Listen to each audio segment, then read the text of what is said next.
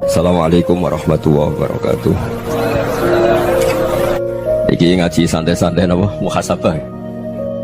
Muhasabah itu kalau Kiai Jawa maknani itu ngoreksi diri sendiri. Jadi menghitung diri sendiri.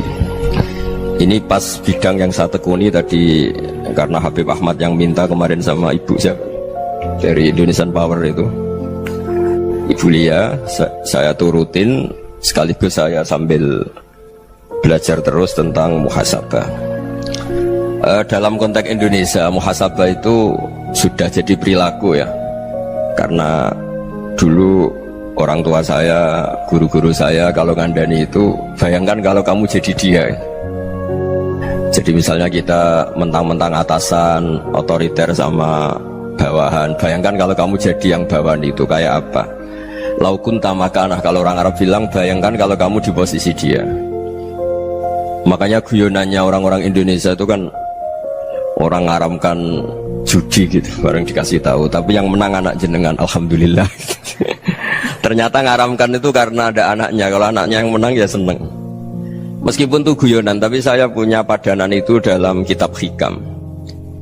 Nabi Ibrahim itu Khalilur Rahman, tentu bencinya minta ampun sama yang namanya maksiat. Suatu saat beliau diterbangkan di alam malakut. Itu kalau di hikam saya halaman 15 juga. Saya masih ingat betul. Mungkin kalau Anda beda halaman karena beda cetakan. Setelah diterbangkan di alam malakut, diperlihatkan sama Allah, ada orang pezina, ada orang syaribul khomri, ada orang mabuk, ada orang macam-macam. Allah tanya sama Nabi Ibrahim, bagaimana pendapat kamu Ibrahim tentang mereka yang maksiat? Kata Nabi Ibrahim, ya Allah, habisi saja mereka. Mereka hidup di bumi engkau, makan rezeki engkau, kemudian mereka tidak taat sama engkau. Singkat cerita, di fase itu, saya ulang lagi, di fase itu Allah nurutin sampai sekian peristiwa, mungkin 3 atau 4. Sudah setelah sekian tahun Nabi Ibrahim lupa peristiwa itu, kemudian beliau diminta menyembelih anaknya. Ini versi kitab hikam. Memang versinya banyak tentang kenapa Nabi Ibrahim disuruh menyembelih anaknya. Ketika mau menyembelih anaknya, Nabi Ibrahim ragu. Huwa samratu fuadi, anak saya ini buah hati saya, kenapa engkau suruh menyembelih? Terus kata Allah, apa kamu tidak ingat ketika kamu saya angkat di alam malakut, kemudian kamu usul bunuh-bunuh, saya tidak mempertimbangkan usul Anda, tapi kenapa sekarang saya merintahkan kamu mikir gitu? Terus, ya karena ini anak saya ya Allah. Terus kata Allah, rumang samu wong sing bukan mata ini gak gawean kau sing gawe kowe enak wae usul mata ini. Sebenarnya saya yang bikin, kemudian Anda enak aja usul membunuh. Semenjak itu Nabi Ibrahim itu di eranya itu asfaqun nas, orang paling sayang sama manusia. Karena kadang kita keras itu ya kebetulan itu udah anak kita, ada keluarga kita. Cara orang Jawa itu kan gitu ya, kalau ada perempuan terus macak yang macam-macam pakai sepeda motor cowok, terus wah itu luput suwuk, semoga-moga gini. Tapi setelah dikasih tahu, niku ponakane jenengan, semoga-moga selamat. Jadi jangan-jangan kemarin ahli ma'asi itu kebetulan itu tidak keluarga kita. Kalau keluarga kita yang pernah salah pada kita, semangat kita mintakan maaf. Jangan-jangan kita didikte hukum sosial gitu. Jadi orang yang salah kebetulan itu orang yang menservis kita, atau keluarga kita, atau orang dekat kita. Jangan-jangan semangat kita mintakan ampun. Tapi kalau sama orang lain kebetulan musuh kita, kita semangatnya minta itu kena azab. Nah ini yang nggak boleh dalam Islam. Islam mengajarkan niru Rasulullah SAW, Nabi itu rahmatal lil alamin. Bahkan kemarin saya ngaji virtual sama beberapa habaib. Ada Habib Ali Al-Jufri dari Mesir, ya, ada Habib Alwi dari Kuitang, ada Habib Nabil Al-Musawa. Dari sekian habaib itu saya masih ingat diantaranya yang didawuhkan rahmatan lil alamin itu ketika Nabi adzahu qaumuh, disakiti oleh kaumnya, dan itu mereka masih kafir semua. Itu mereka dapat doanya Nabi, Allah mahdi qaumi fa innahum la ya'lamun. Kayak apa baiknya Nabi, orang yang menyakiti, yang melukai, tapi Nabi masih berdoa, Allah mahdi qaumi fa innahum la ya'lamun. Sayyidina Umar dapat doanya Nabi itu ya khina kana kafiran, ketika masih kafir didoakan, Allahumma izzal Islam bi Umar. Itu ketika masih kafir. Itu pelajaran bagi kita bahwa yang sedang tidak cocok pun itu berdapat doa kita. Ya doa supaya kondisi kita baik. hari tambah baik. Karena agama ini saya berkali-kali bilang limangka nayarjuwa hawal yawmal akhir. Agama ini diperuntukkan bagi yang selalu punya harapan pada Allah Subhanahu wa taala. Saya cerita muhasabah ini tentang hubungan kita dengan Allah. Di Indonesia itu banyak orang fasik, banyak orang nakal. Ya di mana-mana orang nakal itu ya mayoritas, wa aksaruhum fasikun. Tapi berkahnya harapan. Mungkin saya kira nakal sok benda, mungkin saya kira sholat sok ben sholat, mungkin sekarang belum sakhok, belum dermawan, suatu saat dermawan. Barokahnya itu kefasikan ini dianggap sementara, sedang fasik, sedang tidak benar. Karena kiai-kiai kita, para guru-guru kita, para habaib utamanya itu mesti bilang semoga husnul khotimah. Nah barokahnya doa itu semoga husnul khotimah itu menjadikan satu pola sosial. Yang sedang fasik ini masih diharapkan jadi lebih baik, jadi lebih, sehingga kita tidak ngambil sikap ekstrim yang ingin menghabisi atau ingin mengadili, tidak, karena selalu kita punya harapan. Dan agama ini limangka nerjuwa hawal yawmal akhir. Bayangkan dulu kalau yang nakal itu anak kamu, pasti kamu nggak ingin kan langsung dapat azab, dapat apa. Padahal kita semua jadi tokoh ini abul kulli, bapak dari semuanya. Sehingga ketika Rasulullah SAW jalan-jalan kemudian melihat perempuan sedang menyalakan api. Kalau apinya mati ditiup, anaknya dijauhkan. Nanti kalau sudah jauh dari api, anaknya digendong lagi. Terus kata Rasulullah, matur ke semua sahabat, Aro'aitum anna hadih tarihatan waladaha alan nar. Apa kamu berpendapat bahwa perempuan ini akan melemparkan anaknya ke neraka? Tidak ya Rasulullah. Tidak akan seorang ibu melemparkan anaknya ke api. Terus kata Rasulullah, Allahu arhamu min hadih biwaladiha. Allah lebih rahman, lebih rahim dibanding orang tua ini kepada anaknya. Ini yang harus kita kenalkan terus, kita kampanyakan terus, supaya orang hubungannya dengan Allah itu nyaman, asik. Sehingga dengan demikian selalu ada harapan bahwa yang sedang nakal ini suatu saat tobat. Kita tidak boleh menghukumi pasti begini, pasti gini, itu tidak wilayah kita. Itu juga yang dicontohkan Rasulullah SAW. Secara lahir Nabi itu nggak berkenan sama Wahsy, karena Wahsy itu salahnya salah fatal, karena membunuh ahabban nasi ila Rasulillah, yaitu membunuh Sayyid Hamzah. Jadi ketika Wahsy tobat, Nabi itu nerima tobatnya. Dan ketika beliau dengan basariyahnya agak siap ketemu Wahsy karena harus ingat Sayyid Hamzah, basariyahnya diturutin. Oke, kamu iman, saya turutin, tapi jangan sering ketemu saya. Karena kalau ketemu kamu, saya masih ingat sama paman saya, Sayyid Hamzah. Kita bisa ngelola seperti itu. Kita tidak cocok sama orang, bagaimanapun mereka umat Rasulullah SAW, kita tetap mencintai mereka. Misalnya kalau beda agama, mereka sama-sama orang Indonesia, kita mencintai mereka atas nama warga Indonesia. Tapi kalau misalnya potongannya ora cocok, beda kultur, bawaannya itu mangkel no coro Jawa, ya bisa diilmoni, jangan ketemu. Wong sudah tidak cocok, ingin ketemu nyari solusi. Roh ini tok seneng itu kan ya repot gitu. Ya sudah, kalau nggak mati cocok ya jangan sering ketemu. Dan itu kita bisa memanage seperti itu tuh bisa. Saya berkali-kali cerita tentang Imam Syafi'i. Kalau dikasih tahu ya Imam Abu Abdillah, panggilannya Imam Syafi'i, tetangga anda ini ternyata banyak yang nggak senang anda. Jawabnya beliau senang. Ya bagus kalau nggak senang saya, anda utang saya katanya. Jadi gara-gara saman seneng aku ngatur aku ini kan. Dan mungkin saman rasa seneng kan ya enak.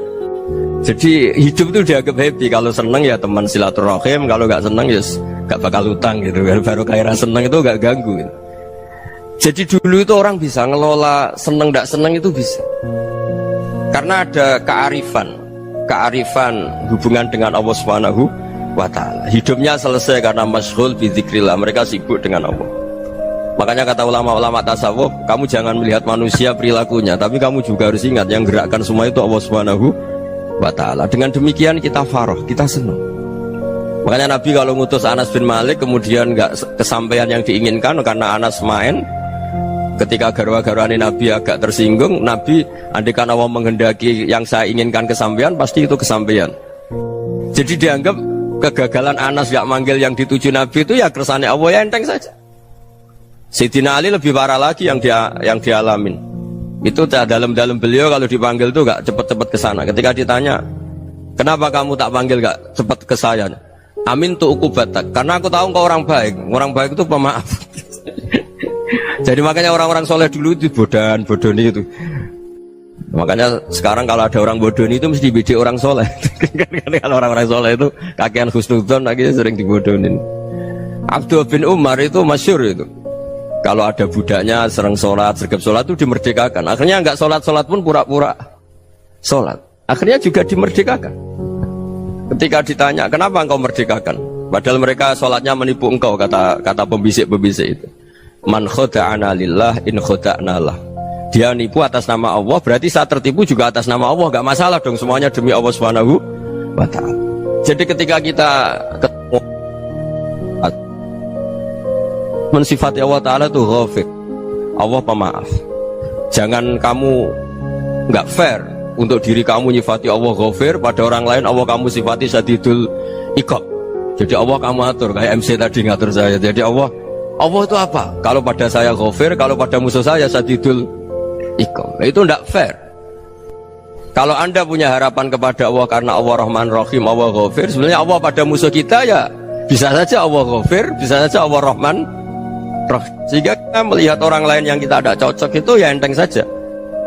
Itu min ummati Rasulillah sing tanaluhu syafa'atu, tanaluhu sa'atu rahmati, tanaluhu fair. Jangan dengan kita kayak mesti dapat rahmat, jangan orang lain kayak Allah pasti syadidul iqab, itu tidak boleh. Sehingga ketika ada orang Badui, singkat cerita orang Badui ini kencing di masjid, semua sahabat membentak dia. Yang nggak bentak hanya Nabi tok. Saking mangkalnya orang ini karena semua sahabat bentak kecuali Nabi. Setelah dibenarin Nabi, terus Nabi nyuruh sabbu ali dhanuban min ma'in. Setelah disucikan masjid itu, dia berdoa keras sekali. Allahumma arhamni wa Muhammadan wa la tarham ma'ana ahadan. Ya Allah, yang berhak dapat rahmatmu hanya saya dan Nabi Muhammad, yang lainnya jangan gitu. Karena yang lainnya tuh jengkelin, gitu aja saya salah dimarah-marahin gitu. Jadi kalau kamu doa terbatas ya kayak orang Bedui ini, kayak orang Arabi. Apa kata Nabi? Laqad tahajjarta wasi'an. Allah yang rahmatnya luas menjadi kamu sempitkan.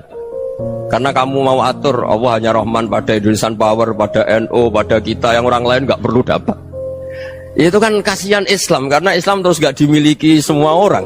Allah tidak dimiliki semua orang, Rasulullah tidak dimiliki semua orang, karena di NU, di ormas tertentu, di nggak boleh seperti itu, nggak boleh takhasyar tawasian, kata Nabi, tidak boleh mempersempit zat yang rahmatnya itu luas.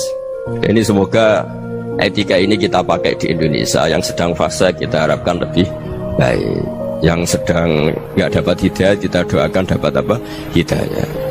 Masyhur kan, makanya tadi saya mohon sama Habib Ali supaya Habib Ahmad supaya tetap mahalul qiyam tabaruk sama Habib Ali. Di antara doa-doa di Simtuduror masyhur itu antuqa bilal mudhniba minnah bil ghufran wal musi'a bil ihsan. Jadi harapannya para habaib, para orang-orang baik dulu ya, semoga yang dosa itu dimaafkan, yang sedang salah dibuka, bikin lebih baik.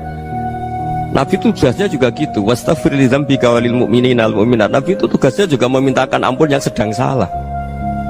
Nah ini cobalah jadi etika kita, muhasabah kita. Jadi muhasabah itu cara berpikir kita set, kita pikir ulang. Ternyata semangatnya seorang Nabi itu wastaghfir li dzambika walil mu'minun. Semangatnya itu memintakan ampun. Orang ahli tafsir tahu semua kalau Nabi itu tidak mungkin dosa. Jadi itu khitabun lin Nabi wa urida bihi ummatu, itu khitab Nabi, tapi yang dimaksud itu umatnya, karena Nabi tidak akan mengalami dzambun, tidak akan mengalami dosa.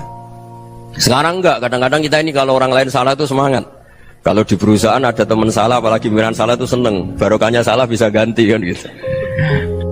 Ya, jadi kalau mungkin di dunia tokoh juga gitu, barokahnya ada tokoh salah, kita yang jadi populer sendiri, tidak boleh seperti itu. Kita harus salimus sodri di jami'il muslimin. Jadi ini harus dilatih. Saya tadi matur sama Habib Ahmad, latihan kita jadi hidup. Nabi itu kalau resep jadi wali itu kata Nabi gampang. Kata Nabi, kalau kamu ingin disenangin Allah, ya sudah. Kalau kamu asbahta, amseta, gini-gini, perasaan kamu, kata Nabi, jangan punya perasaan ghil sama orang muslimin. Itu sudah wadzalika min sunnati. Makanya Nabi ngendikan la yablughni ahadun an ahadin syai'an. Ada yang baca la yuballighni ahadun an ahadin syai'an. Seseorang jangan melaporkan ke saya tentang salahnya yang lain. Fa inni akhruju ilaikum wa ana salimus sadri. Karena saya ingin ketemu sampean semua dalam keadaan salimus sadri, tidak punya perasaan apa-apa. Karena kalau nurutin pembisik, nurutin informasi itu ya repot, karena orang pasti sepihak. Ada kiai yang top, datang ke kampung-kampung ning desa-desa. Kata yang seneng itu punya akhlak. Wah itu bagus orang besar datang ke kampung-kampung. Kata yang nggak seneng, wah itu jobnya kayak kecil kok diambil, itu kan ya kasihan itu kan sudut pandang. Makanya saya sering bilang, akal kita ini cukup untuk mentasdik Rasulullah SAW. Meskipun perasaan kita kadang orang Jawa itu beda. Saya berkali-kali bilang sama peneliti dari Jogja, kenapa sih Gus para nabi itu kok poligami istrinya banyak? Nabi Dawud katanya itu berapa? Nabi Sulaiman malah jumlahnya agak terbatas ini. Nabi Muhammad itu paling sedikit. Saya tanya gini, perempuan itu orang lemah, jadi kalau nolong orang satu gimana baik, kalau nolong orang dua ya lebih baik, ya sudah kira-kira seperti itu. Paling tidak akal kita masih tahu kalau orang baik itu kan mesti baik, nolong orang satu baik, nolong orang dua ya lebih baik, nolong orang tiga lebih baik. Tapi kalau kamu orang nggak baik, satu saja kamu terlantarin, kamu miskinkan, kamu ya tinggal diukur kan. Kalau orang baik nambah baik, tapi kalau orang buruk tambah buruk. Nah itu akal kita bisa menganalisis kenapa sih nikah itu ada yang poligami, ada yang enggak. Sudah ukur saja diri kamu. Misalnya kayak saya elek keriting, rabi terus, mau perbanyak wong elek, orang perilaku netok raine dadi elek kabeh gitu. Tapi nak kowe ku ganteng, alim, ganteng, sugih, anake ganteng-ganteng, berhubung kowe saleh ahli swarga kabeh, mertua yo bangga karena karir kamu meyakinkan. Ini mertua kamu aja gak bangga mau nambah. Ipar gak bangga, mertua gak bangga, desa kamu yang kamu wayai juga gak beda dengan Nabi ketika nikah Juwairiyah itu gak ada pernikahan sebarokah Nabi dengan Juwairiyah itu. Azharu Rasulillah, di situ habis perang banyak tawanan, gara-gara jadi besanya Nabi langsung dibebaskan semua karena Azharu Rasulillah. Sekarang besanya Kanjeng Nabi. Dulu Abu Sufyan mangkalnya bukan main sama Nabi, gara-gara putrinya dinikah terus langsung jadi. Kalau kamu kan enggak, nikah satu, nikah lagi, satu kampung musuh kamu. Karena istri pertama ya cemburu, yang kedua agak bangga. Wah itu selesai itu, di dunia wal akhirah. Maksud saya, nganalisis Islam itu harus pakai akal. Dan akal yang dipakai, ini saya bawa ke kitab Ihya, adalah pikiran-pikiran para ulama. Makanya ketika Imam Ghazali ketika ditanya, fakaifa bi muslimin fasikin asawaha fi jami'i amri. Kalau kalian ketemu orang fasik, orang Islam tapi fasik, perilakunya nggak ada yang benar. Kata Imam Ghazali jawabnya lucu, aneh. Ma min muslimin illa wa islamuhu ta'ah. Tidak ada orang Islam kecuali dia mau Islam, membenarkan Allah dan Rasul itu sudah taatnya dia. Kok kamu tidak bisa melihat taatnya dia? Dia pikirannya kan ini pemabuk, ini tukang apa. Tapi kata Imam Ghazali, sebenarnya kamu masih bisa berpikir positif. Ma min muslimin illa wa islamuhu ta'ah. Tidak ada seseorang Islam ketika dia milik Islam itu pasti ada taatnya, yaitu tasdik pada Allah dan tasdik kepada Rasulullah SAW. Jadi dengan pola seperti itu, maka di antara guru-guru kita yang modern ya di era Mbah Maimun, di sini ada Habib Ahmad, Habib Salim, syair yang sering dibaca beliau adalah ada orang munajat sama Allah. Ini cerita munajat. Itu orang itu ngendikan gini, ana mutnibun, ana mukhtiun, ana asi, huwa rahimun, huwa ghafirun, huwa afi. Ya Allah, saya mukhti, saya orang yang salah. Ana mutnib, saya orang yang dosa. Ana asin, saya sering maksiat. Tapi engkau ya Allah, engkau ghafir, pemaaf. Engkau rahim, maha pengasih. Engkau afin, yang mudah memaafkan. Kata orang ini, ya agak kurang ajar, tapi saking senengnya sama Allah. Qobal tuhunna salasatan bisalasat. Ya gini saja ya Allah, sifat engkau diadu dengan sifat saya. Engkau Tuhan, Gusti, nggak boleh kalah katanya. Terus wasatah liban ausofu ausofi, dan engkau pasti pemenangnya gitu. Jadi ada orang rayu Allah dengan cara seperti itu ya ada ya. Saya ini manusia, salah saya banyak. Engkau ampunannya banyak. Engkau Tuhan, Gusti, nggak boleh ampunan Anda, ampunan engkau kalah dengan salah saya. Nggak boleh Tuhan kok kalah. Jadi untuk supaya orang punya harapan gitu. Banyak juga wali-wali yang jadab ketika datang ke makam Rasulullah SAW. Itu kalau dongo ya agak kacau sebetulnya, cara syariat agak kacau. Ya Allah, engkau punya dua pilihan.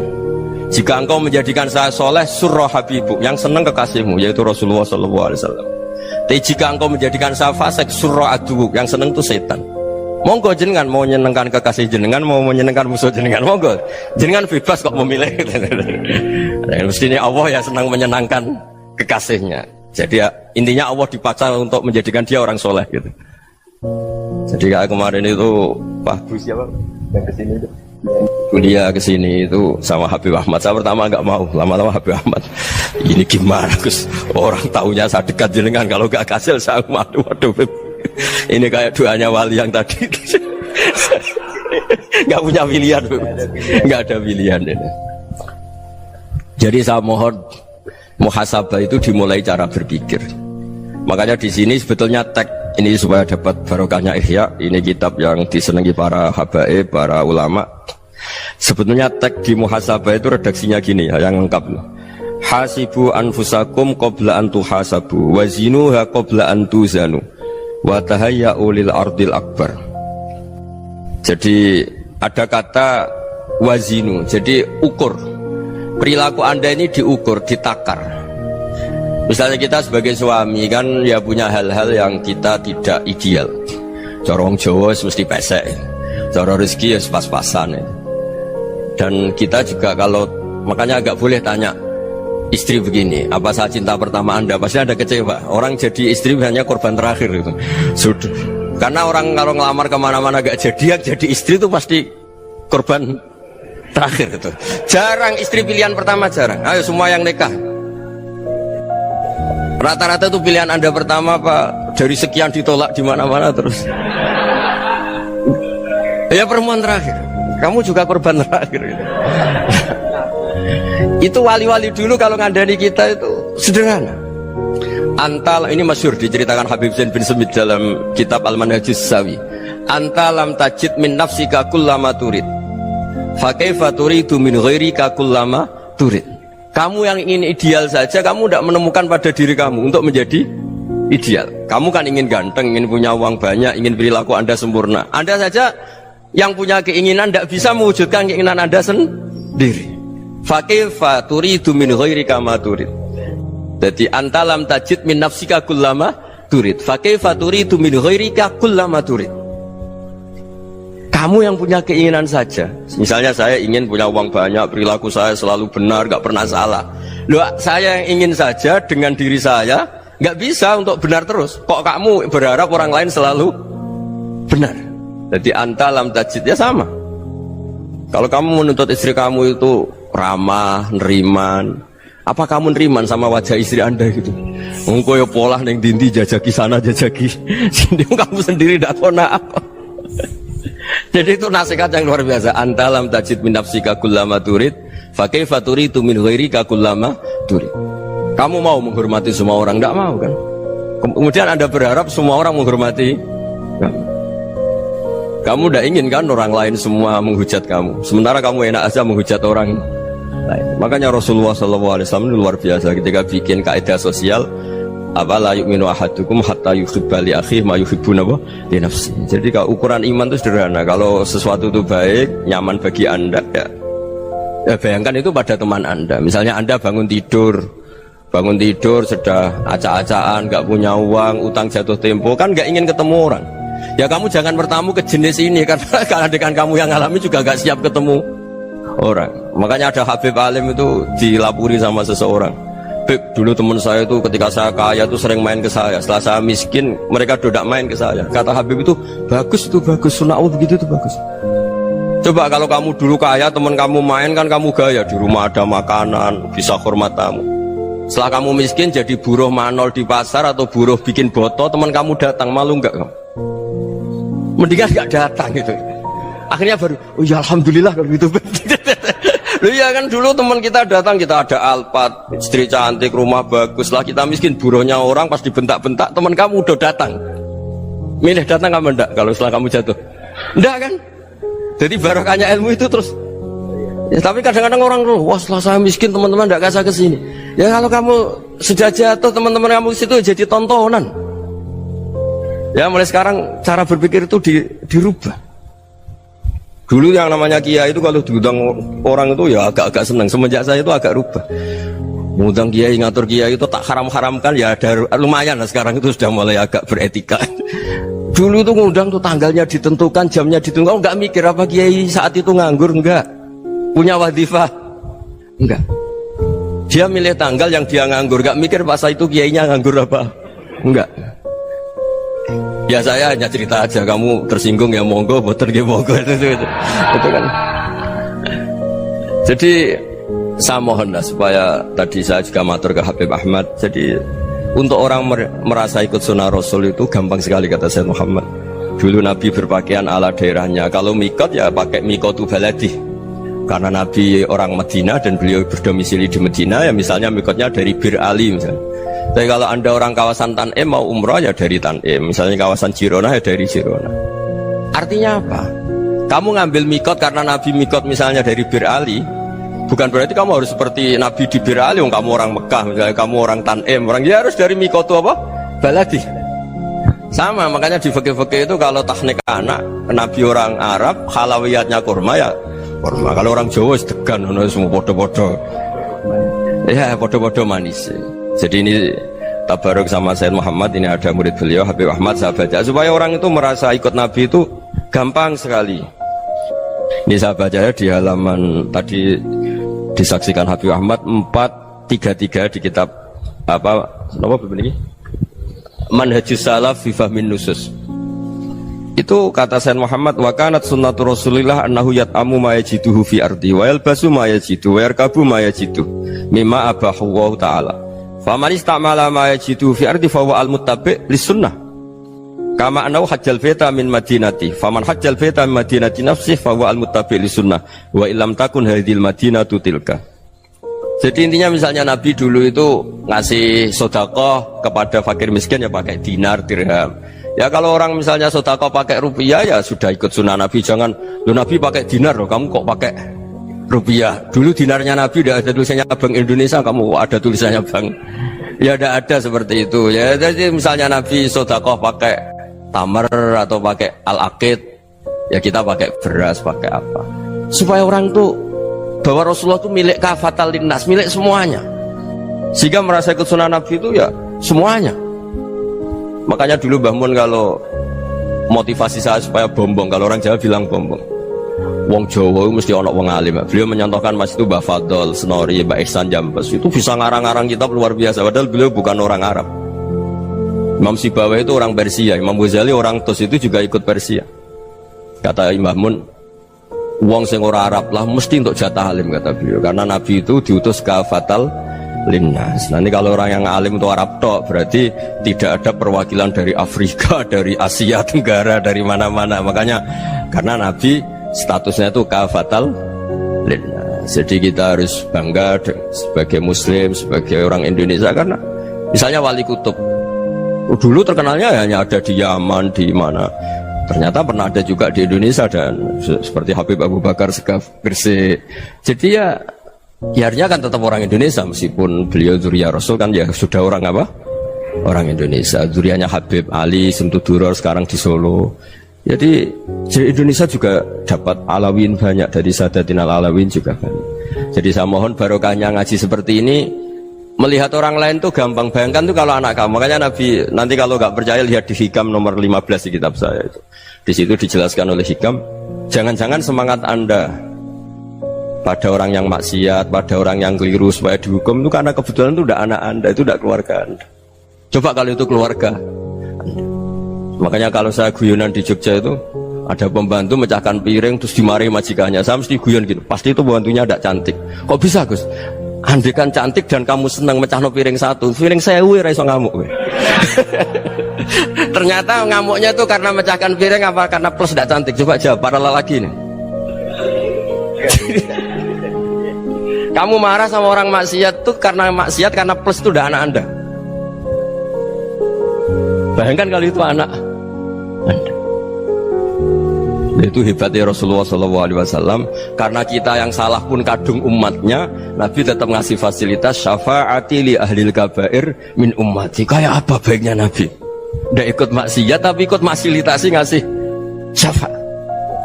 Loh kalau li ahlil ibadah kan wajar. Nabi ketika ini syafaati li ahlil kabair min ummati.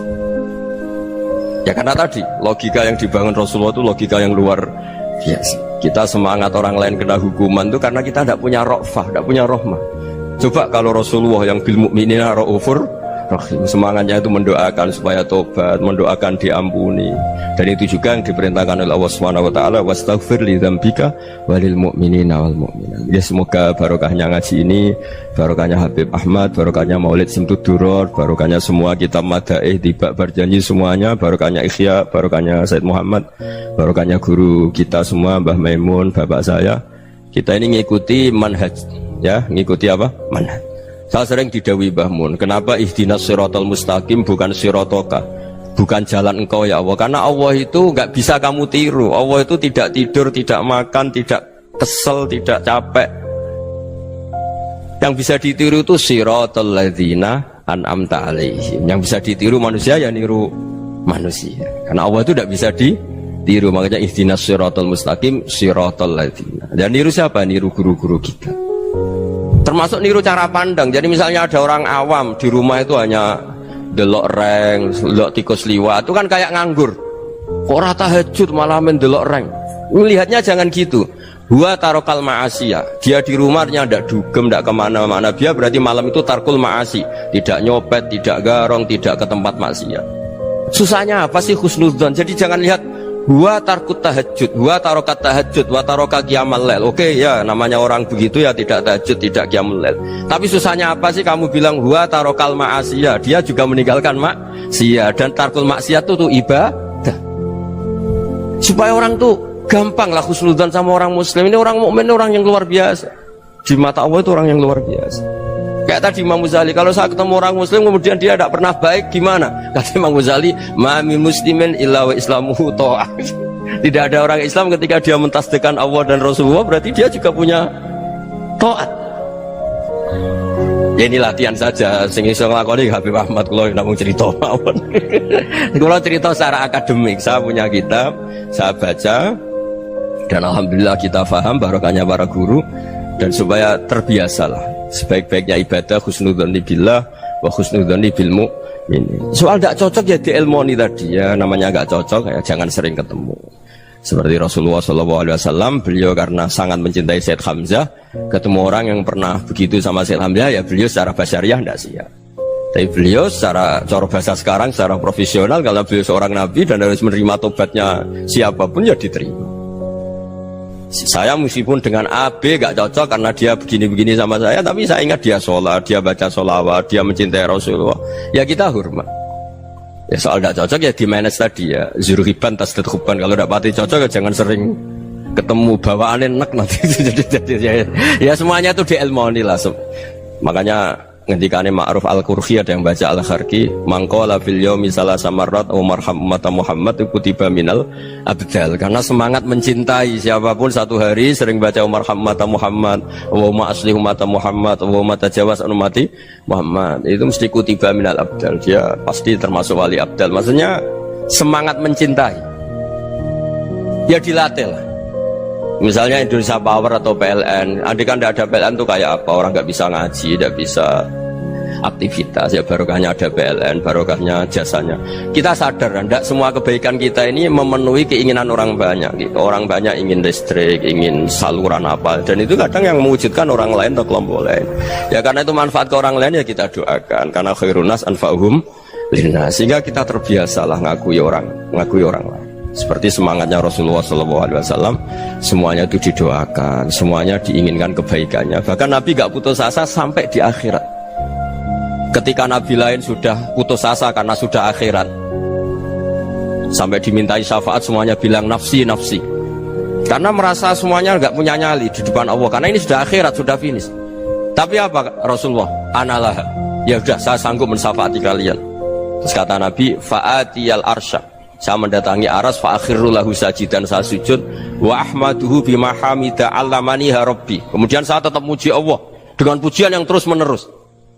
Padahal sudah di akhirat, sudah finish. Nabi dimintai syafaat masih sanggup, karena Nabi tahu akhirat tidak bisa mendikte Allah, tidak bisa Allah terus bilang, ya Allah ini akhirat loh, engkau sudah tidak boleh mensyafaat. Tidak bisa. Allah tidak bisa diganggu akhirat, Allah tidak boleh dibatalkan rahmannya oleh akhirat. Allah tetap Rahman Rahim abadal abad. Dan Nabi tahu itu. Makanya kata para ulama, fa Muhammadun ahmadu min ghairihi. Jadi Nabi Muhammad namanya dua yang terkenal. Sebenarnya banyak yang terkenal dua, Muhammad sama Ahmad. Ketika Nabi punya nyali memuji Allah di akhir akhirat atau sudah di akhirat itu fa Muhammadun ahmadu min ghairi. Ketika nabi lain sudah tidak punya nyali muji Allah karena sudah akhirat, Nabi Muhammad tetap berani muji Allah di saat seperti itu. Makanya ahmadu di situ kata ulama itu af'al tafdil, fa Muhammadun ahmadu min ghairi. Kanjeng Nabi lebih memuji Allah di saat yang nabi lain sudah tidak punya nyali untuk muji Allah di saat itu. Makanya kata Nabi fa akhiru lahu sajidan wa ahmaduhu bimahamidah allamaniha rabbi. Akhirnya setelah lama gitu terus Allah ngendikan ya Muhammad irfa' ra'sak wasal tu'tah wasfa' tusyaffa. Sudah Muhammad, angkat kepala kamu minta apa saya turutin, dan kalau kamu ingin mensyafaati umatmu saya beri hak apa? Syafaat. Nah, semoga semangat itu juga menjadikan kita munajat bahwa rahmat Allah tidak terbatas, harapan juga tidak terbatas. Mungkin yang sedang nakal ya kita katakan sedang, jangan terus kamu pastikan wah ini mesti suul khotimah, mesti tidak orang baik. Ndak, agama ini liman kana yarju wal yaumal akhir, selalu bagi yang punya harapan. Ya, mugi-mugi dapat barokah semua. Mantu dengan kata wassalamualaikum warahmatullahi wabarakatuh.